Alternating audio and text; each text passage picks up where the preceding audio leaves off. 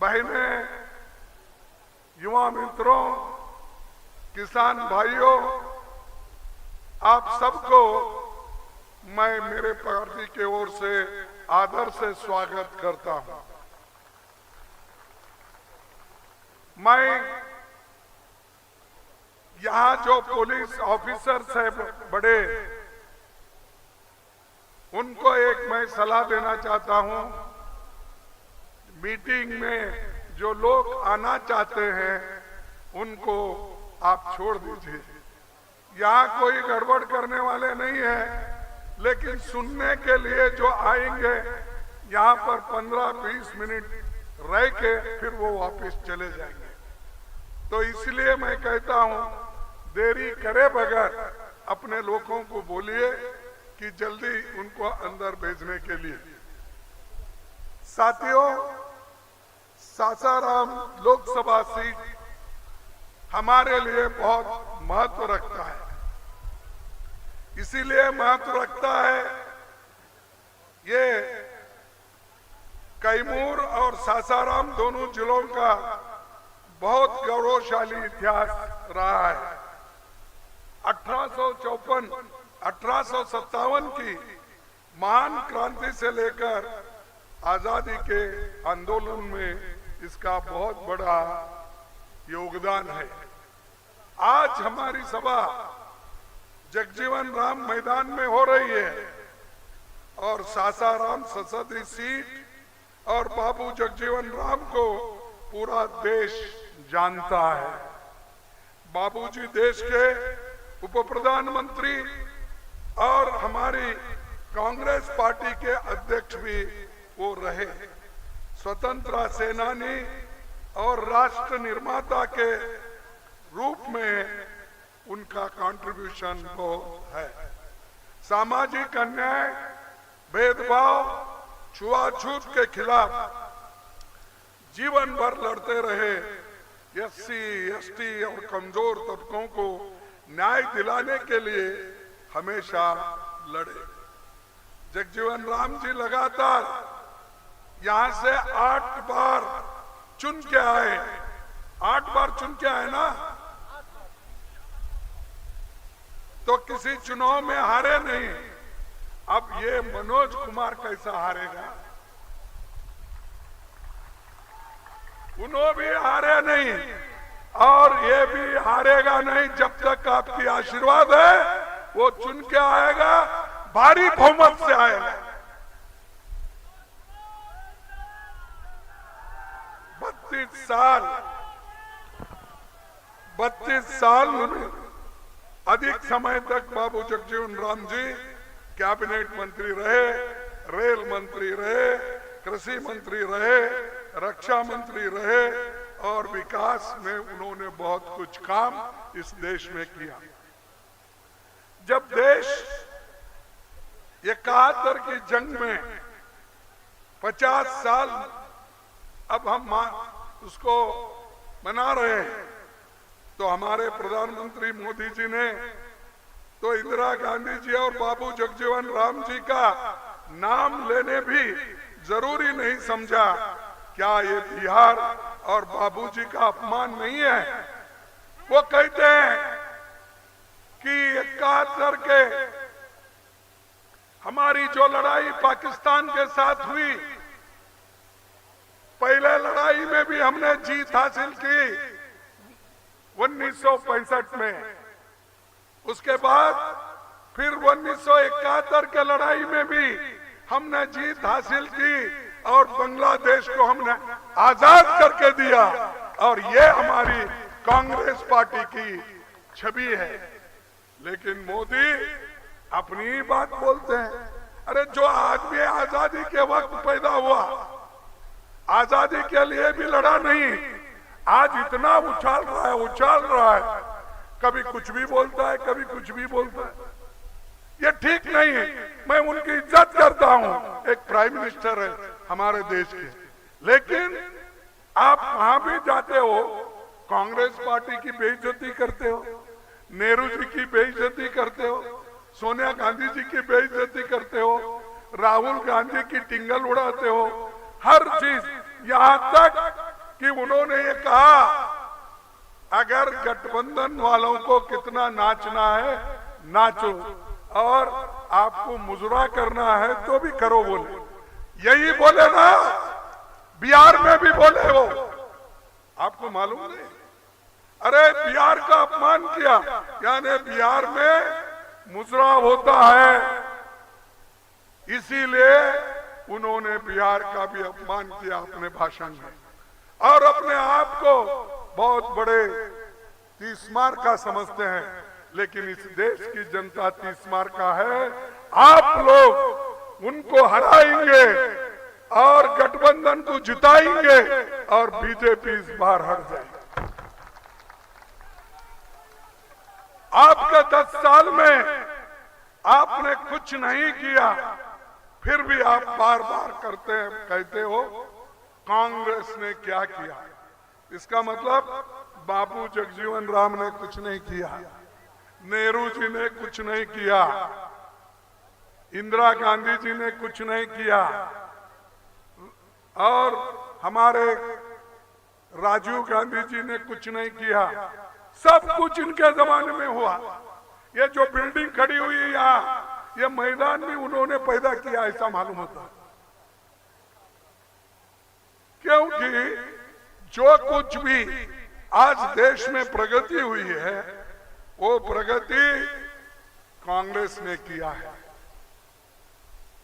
और जो रिजर्वेशन है, रिजर्वेशन इन्होंने नहीं दिया, ये तो बाबा साहब अंबेडकर, पंडित जवाहरलाल नेहरू और महात्मा गांधी की देन है। इसमें सभी तीनों लीडर मिलके उन्होंने सोचा इस देश के लिए अगर कोई अच्छा संविधान लिख सकता है वो डॉक्टर बाबा साहब अंबेडकर, जो दलितों में पैदा हुआ है, दलितों के लिए वो कर सकता है। झगड़ा लगाने के लिए रोज कभी सुभाष चंद्र बोस से नेहरू जी से झगड़ा, कभी सुभाष चंद्र बोस गांधी जी से झगड़ा, कभी अंबेडकर नेहरू जी से झगड़ा, अरे कभी पटेल और नेहरू जी से झगड़ा। अरे ऐसा डिवाइड करके तुम लीडरों को भी बांट रहे हो, लोगों को भी बांट रहे हो, धर्म के नाम पर हिंदू मुसलमान भी बांट रहे हो। तुम्हारा काम डिवाइड करना और हुकूमत करना, ये काम तुम्हारा है। देश को एकजुट रखना हमारा काम है।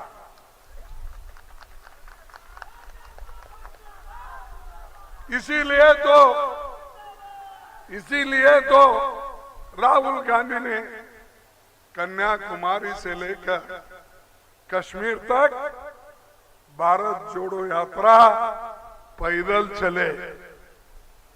यहां तो मोदी साहब अगर आ रहे हैं, इनके पीछे 20-25 हेलीकॉप्टर घूमते रहते ऊपर उधर। जब इलेक्शन प्रचार को भी आते हैं 3-4 हेलीकॉप्टर लेके, और लोगों में कभी नहीं आते हैं। फोटो में दिखाने के लिए लोगों को कभी ऐसा लेते हैं, फोटो लाता है।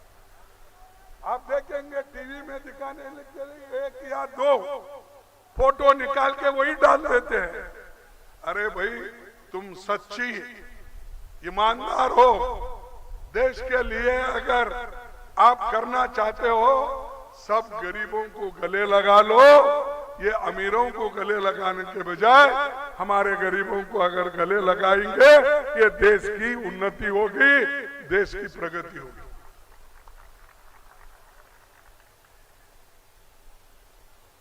बिहार से भी बहुत से लोग अग्निवीर में गए होंगे, लेकिन हम चाहते हैं इस देश में सबको नौकरी मिले और वो भी पक्की नौकरी मिले। इसीलिए मिलिट्री में भर्ती करने का काम उन्होंने बंद किया और अग्निवीर 4 साल के लिए उन्होंने स्टार्ट किया। उससे उसको पेंशन नहीं मिलता, उनको कोई फायदा नहीं मिलता, उनके घर को वो कुछ भेज भी नहीं सकता, ऐसी जो नौकरी उन्होंने तैयार की तो उससे किसी को भी फायदा नहीं होता। हमारे लोग जो अग्निवीर के अंदर जाकर रिक्रूट हुए थे वो आज सड़क पे फिर रहे। उसी ढंग से उन्होंने हर जगह ये काम किया कि मैं बेरोजगारी निकालूंगा,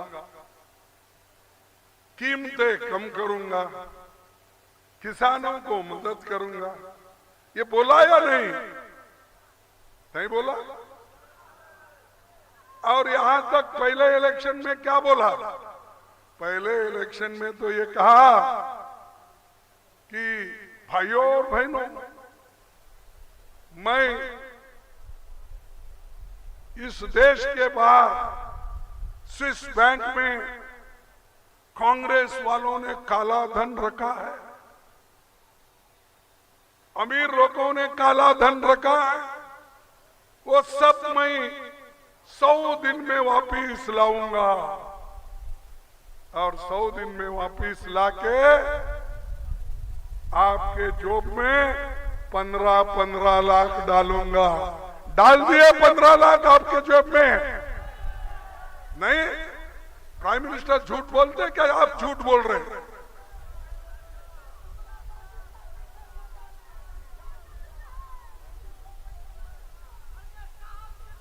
अरे छोड़ो भाई, एक झूठ माफ करो, एक झूठ माफ करो। दूसरी फिर 15-16 में उन्होंने बोला, मेरे युवा भाइयों, नौजवान साथियों, मैं आपको 2 करोड़ नौकरियां हर साल दूंगा। अब 10 साल में 20 करोड़ नौकरी मिला आपको? नहीं मिला, वो भी नहीं मिला। ये क्या आप देखो बदनाम कर रहे हो मोदी को।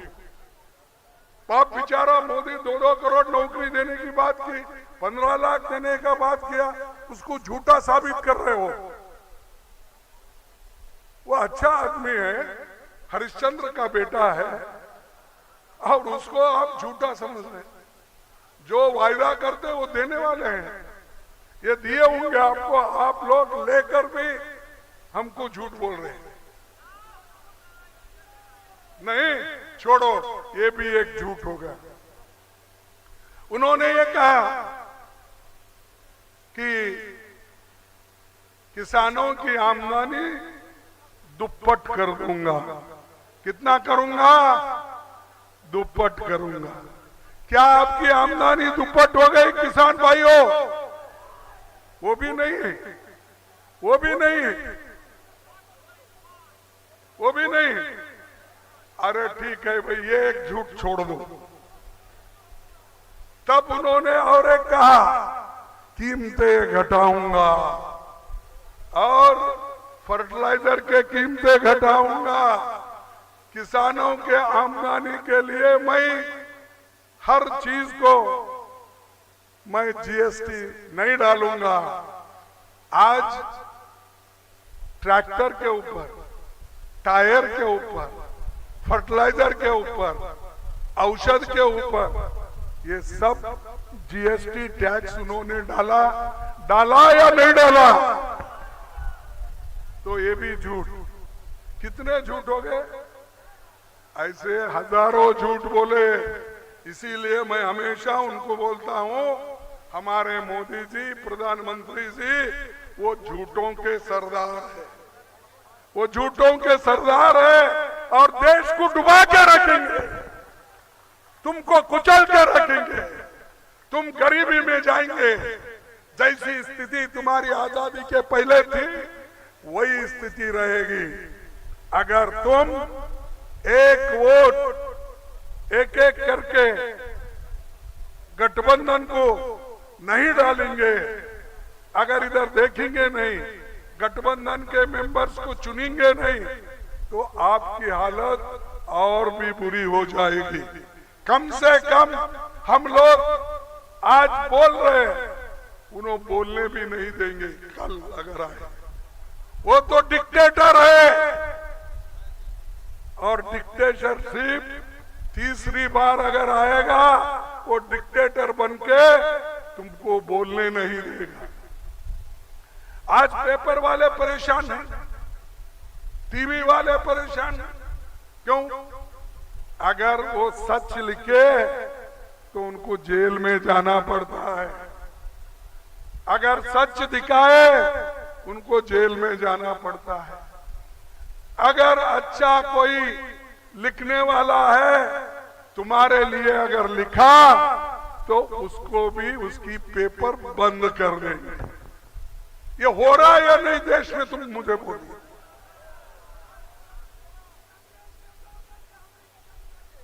इसीलिए हमारी अगर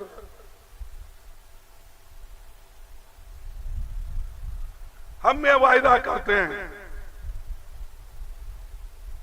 युवाओं को,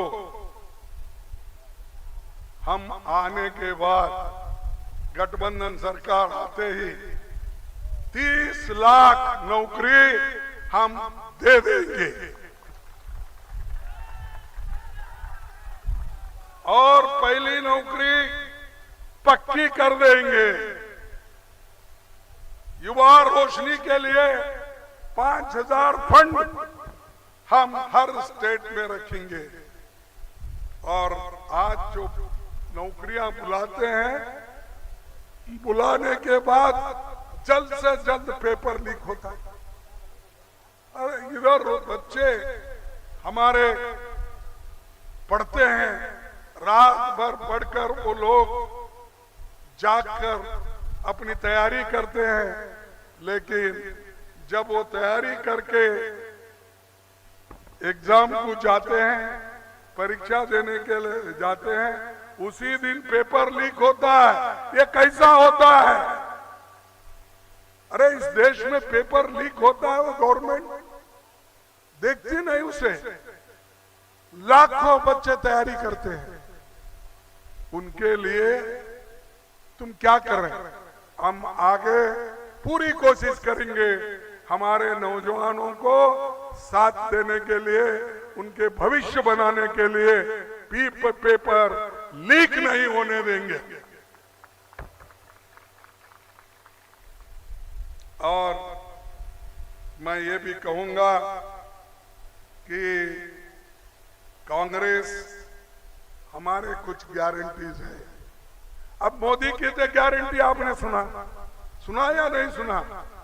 15 लाख का, 2 करोड़ का, डबल इनकम का, बुलेट ट्रेन का, ये सब उसके ही गाने बजाने। अरे सुनो भाई, खूब मेहनत करो, चुनाव में जीत के लाओ, फिर जिंदाबाद की घोषणा करो।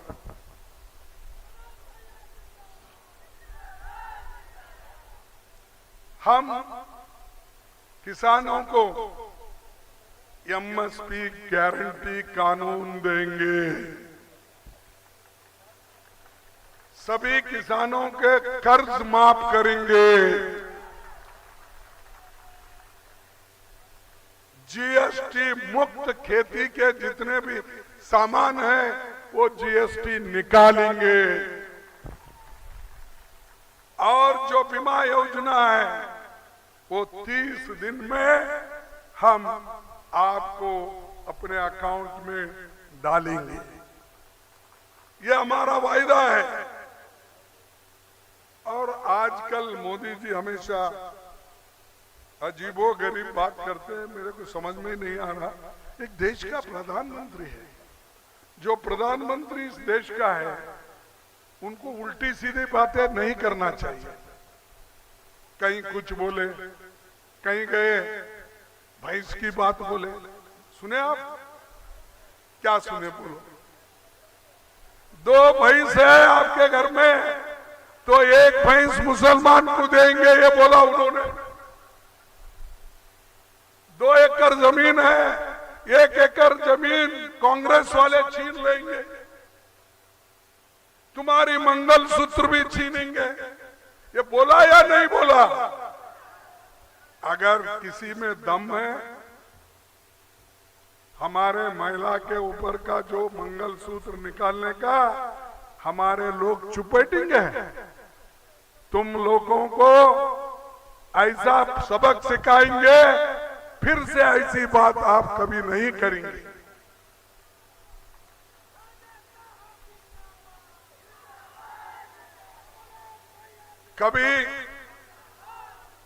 कभी मंगलसूत्र की बात, लेकिन कभी महंगाई की बात नहीं करते, बेरोजगारी की बात नहीं करते, किसानों की बात नहीं करते, और भूखे पेट से जो लोग हैं उनकी बात कभी नहीं करते।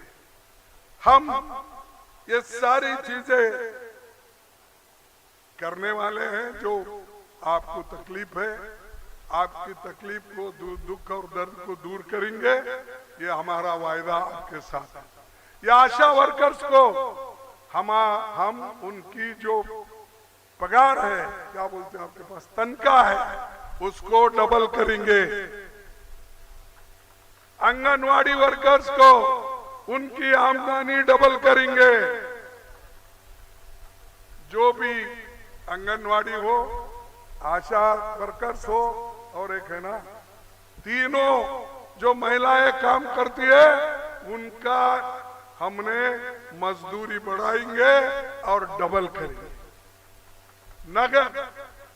नरेगा में जो काम करते हैं उनको कम दाम मिलता है, हम 400 रुपए उसको बनाएंगे, बढ़ाएंगे। 400 रुपए हर दिन हम नरेगा वर्कर्स को देंगे। और ये नरेगा स्कीम हमने लाया, मोदी ने नहीं। लोगों को पेट को जब खाना नहीं मिलता था, तब सोनिया गांधी ने, मनमोहन सिंह जी ने ये अनाज का इंतजाम किया। पेट भर खाना देने के लिए उन्होंने एक कानून बनाया। उसी लिए आज अनाज सारे देश में गरीबों को मिल रहा है। लेकिन मोदी, मैं 5 किलो रेशन 80 करोड़ लोगों को मुफ्त दे रहा हूं। क्या तुम्हारा घर का दे रहे हैं? अरे हमने कानून बनाया, झक मार के आपको देना पड़ेगा। अगर नहीं देंगे तो लोग चुप नहीं बैठेंगे, सड़क पे उतरेंगे। तो ये है झूठे लोगों के वायदे, लेकिन हमारे हैं तुम्हारे तक आने का, तुम्हारे तक मिलने का। तुम्हारे को जो हमने वायदा नहीं भी किया था, लेकिन हमने देखे इसको रखा। उसके साथ साथ आज इंडिया गठबंधन जो है मजबूत पार्टी बन रही है। सब जगह से हमने एक हुआ, जैसा कि आरजेडी यहाँ है, सीपीआई पार्टी यहाँ है, सीपीआई-एम यहाँ है, सीपीआई-एमएल है, सब उनके साथ दूसरे छोटे मोटे पार्टीज भी हम साथ मिले हैं। वीआईपी, ये सब पार्टियां हैं यहाँ पर, लेकिन डीएमके है हमारे साथ, शिवसेना है हमारे साथ, और दूसरे पार्टियां भी जहाँ जहाँ अलग अलग राज्य में अलग अलग पार्टियां हैं, उन सबको 26 पार्टी मिलके तुम्हारे लिए हम लड़ रहे हैं। तुम मोदी के खिलाफ लड़ रहे हो। ये लड़ाई जनता वर्सेस मोदी है। ये राहुल गांधी और मोदी की लड़ाई नहीं है, ये जनता वर्सेस मोदी। और कभी भी क्या क्या के बोलते हैं, शाहजादे, कहां से निकाले भाई ये वर्ड, ये शब्द ऐसा निकाले आप। 10 साल के बाद उनको मालूम हुआ कि राहुल गांधी शहजादे हैं। अरे तुम कितने नीचे गिर के बात करते हो। ये छोड़ना चाहिए। मुजरा, मटन, चिकन, मंगलसूत्र, जमीन, ऐसी बातें करते फिर रहे। कोई प्राइम मिनिस्टर इस देश में ऐसी बात पहले किया नहीं, करने वाला भी नहीं, आगे आने वाला, लेकिन इन्हों कर रहे हैं। दूसरी चीज जो हमने बनाए उसका तो बहुत बड़ा लिस्ट है मेरे पास, मैं सब बोलना नहीं चाहता। जैसा कि एयरपोर्ट है, पोर्ट है, रोड्स है, डैम्स है, स्टील फैक्ट्रीज है, ये सब किसने किया? 10 साल में हो गए ये सब। तो मैं ऐसी सरकार को हटाओ जो हमने